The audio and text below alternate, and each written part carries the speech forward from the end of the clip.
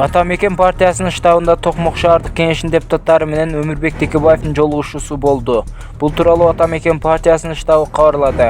Маалыматка ылайык, Токмок шаарынын депутаттары аксакал менен чогуу келишип, Өмүрбек Текебаевден кечирим сурашкан. Токмок шаардык кеңешинин депутаты Кайрат Чокеев эч кандай жаман ниети жок экенин айтты. Биз жакшы ой менен келгенбиз. Биз шаарга тынчтык үчүн деп келгенбиз. Биз сизди сабайлы деп келген эмеспиз. Ортодогу эле адамдар бизди кагыштырып жатат. Ортодон жөн гана провокация болуп кетти, деди ал. Өз кезегинде Өмүрбек Текебаев аларга эч кандай дооматы жок экенин айтты. Менин силерге дооматым жок, бирок менин силерге кеңешим бар. Биз өзүбүзгө окшогон адамдын укуктарын сыйлашыбыз керек. Биздин өлкөдө ар бир адам өз оюн айтканга укуктуу, деди Текебаев.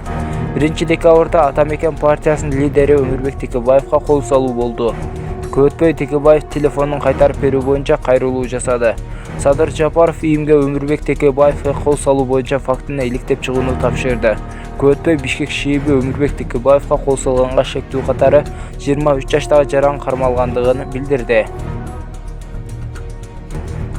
Видеого лайк басып, жана каналдагы эң туура жазылуучуларыбыздын катарына кошулуп, подписация деген кнопканы басып, жандап коңгуроочуну да басканды унутпаңыздар.